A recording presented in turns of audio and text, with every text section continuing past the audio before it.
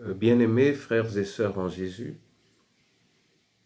la grâce, la paix et la miséricorde nous sont données de la part de Dieu le Père et de Jésus-Christ son Fils notre Sauveur. Amen. Pour notre méditation de ce jour, nous allons lire dans le livre de Zacharie, du prophète Zacharie, au chapitre 4. Nous prenons du 1er au 10e verset.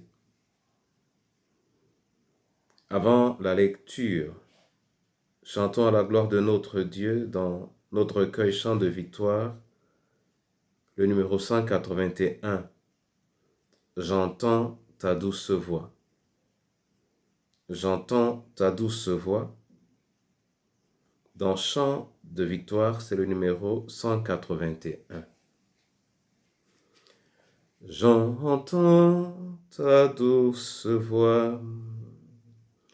Jésus, je viens à toi. Je viens, ô Sauveur, lave-moi dans le sang de ta croix. Jésus, roi des rois,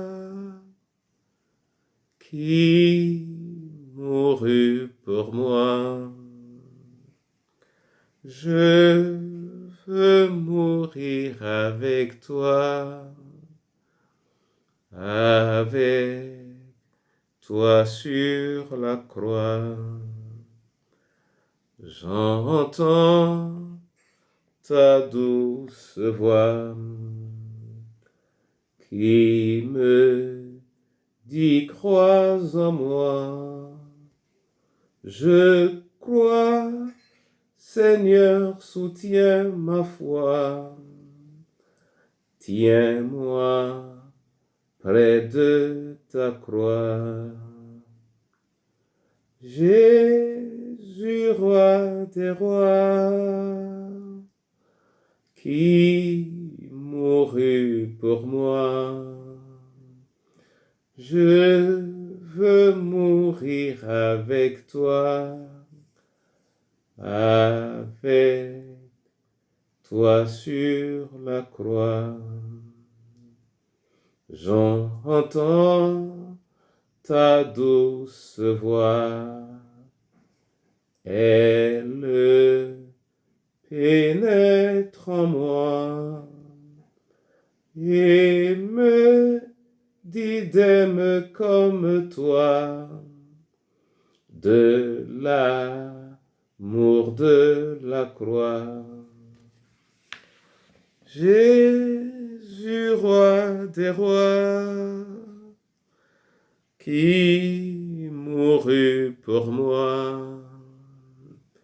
Je veux mourir avec toi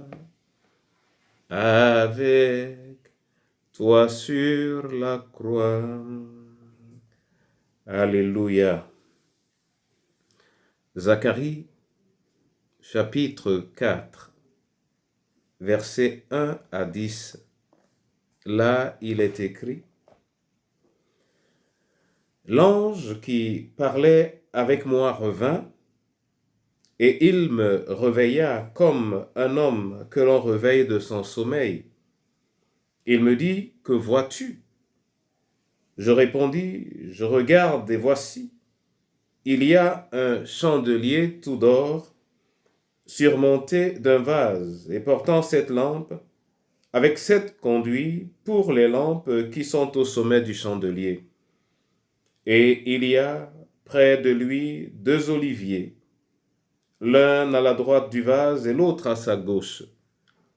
Et reprenant la parole, je dis à l'ange qui parlait avec moi, que signifient ces choses, mon Seigneur? L'ange qui parlait avec moi me répondit, ne sais-tu pas ce que signifient ces choses? Je dis, non, mon Seigneur. Alors il reprit et me dit, c'est ici la parole que l'Éternel adresse à Zorobabel. Ce n'est ni par la puissance, ni par la force, mais c'est par mon esprit, dit l'Éternel des armées. Qui es-tu, grande montagne devant Zorobabel? Tu seras aplani. Il posera la pierre principale au milieu des acclamations. Grâce, grâce pour elle. La parole de l'Éternel me fut adressée en ces mots.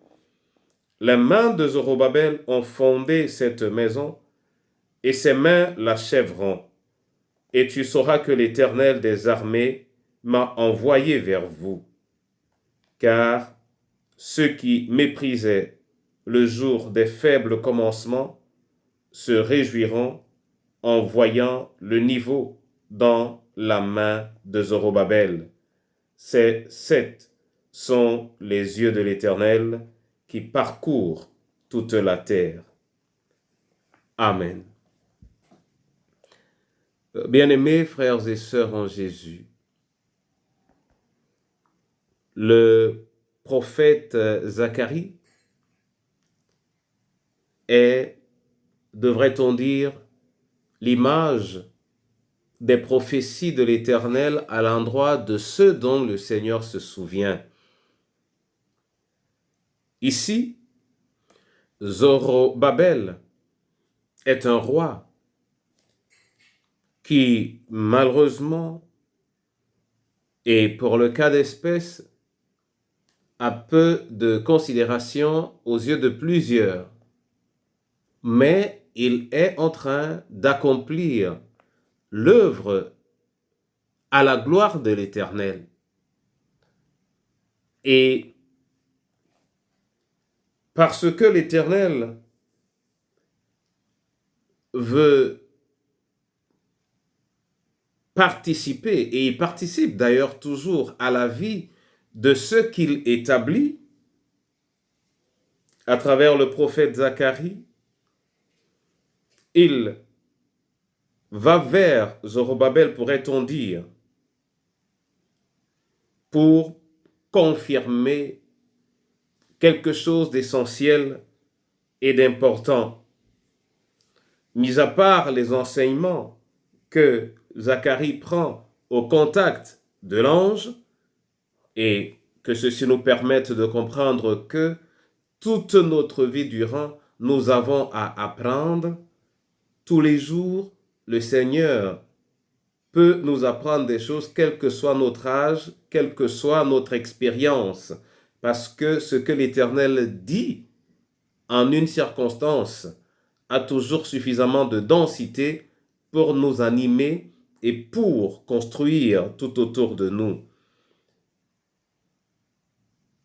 Zorobabel a un projet sur lequel ceux qui n'étaient pas tellement d'accord et ceux qui le méprisaient et ceux qui n'avaient aucune communion avec le Seigneur se disaient « cela ne portera pas ».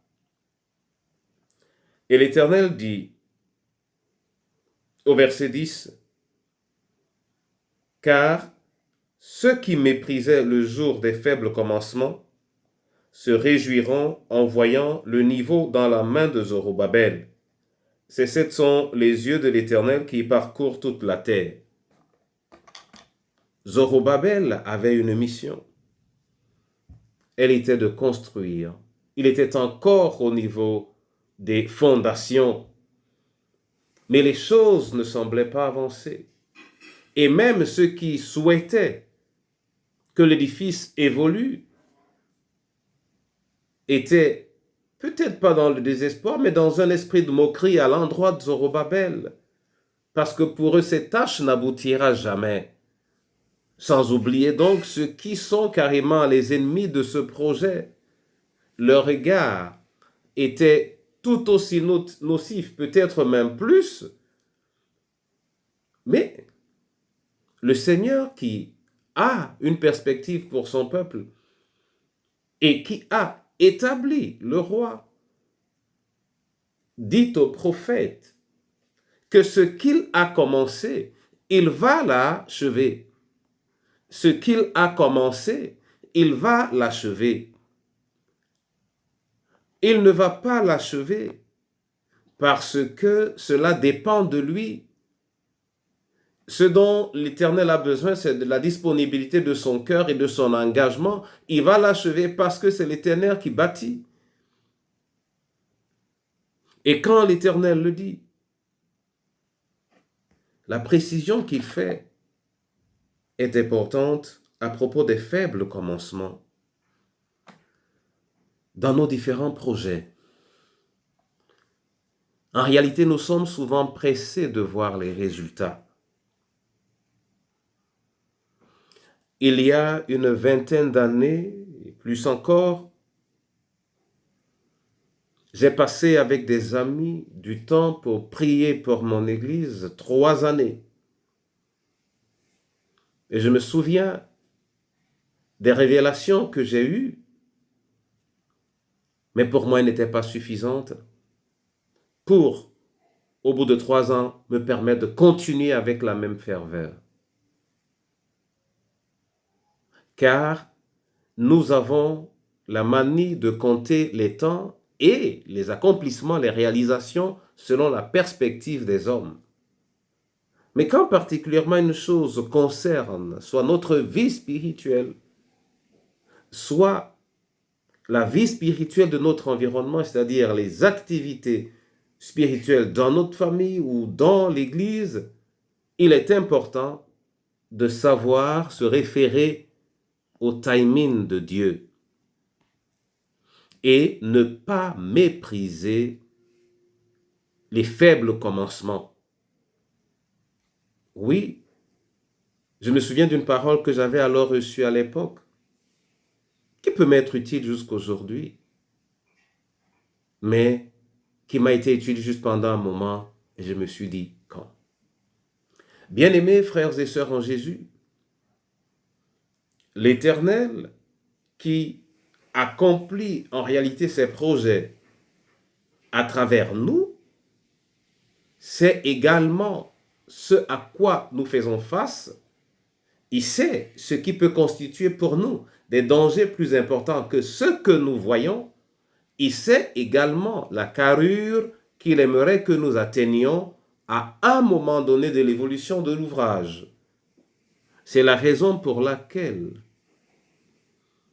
pour ta marche avec le Seigneur, pour ton épanouissement spirituel, ce qui compte, c'est ton abnégation, c'est ton engagement, c'est le temps que tu y mets, c'est les sacrifices que tu fais, mais que jamais le caractère, j'allais dire inexistant ou imperceptible des fruits ou son caractère réduit, que cela jamais ne t'effraie, parce que le Seigneur est présent. Lui qui veut t'amener là où il a promis de t'amener, t'y amènera nécessairement.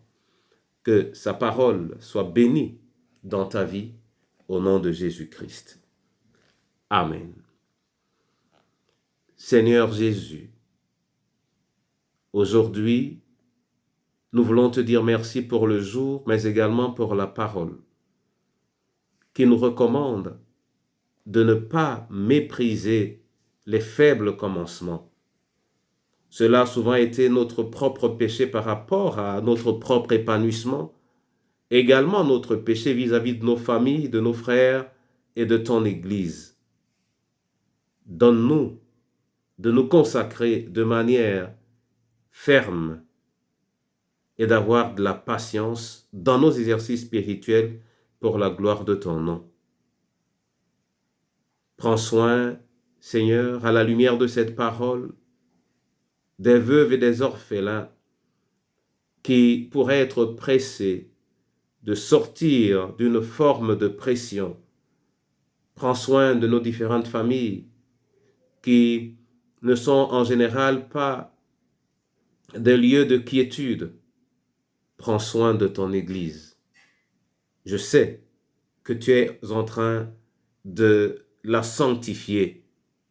Accomplis les choses à ta mesure et à ta vitesse. Au nom de Jésus-Christ de Nazareth. Amen. Que l'Éternel lui-même vous bénisse et qu'il vous fortifie. Que ses grâces abondent dans vos vies et qu'il vous maintienne dans la marche avec lui au nom de Jésus-Christ. Amen.